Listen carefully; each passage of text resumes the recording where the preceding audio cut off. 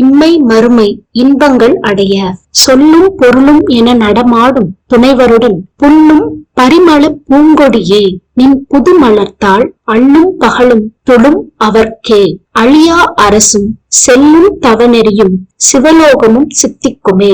இந்த பாடலின் பொருள்: சொல்லும் பொருளும் போல ஆனந்த தாண்டவம் புரியும் நடராஜ பெருமானுடன் இணையும் ஞான மனம் வீசும் மலர்கொடி போன்ற அன்னையே, அப்பொழுது அலர்ந்த தாமரை மலரை போன்ற நின்னுடைய திருவடியை இரவும் பகலும் தொழுகின்ற அடியவர்களுக்கு பகைவர்களால் அழிவு வராத அரச செல்வமும் பயனடையும் வரையில் செல்லும் தவநெறி வாழ்வும் இறுதியில் மோட்சமாகிய சிவலோக பதவியும் கிடைக்கும். அருள் புரிவாயாக.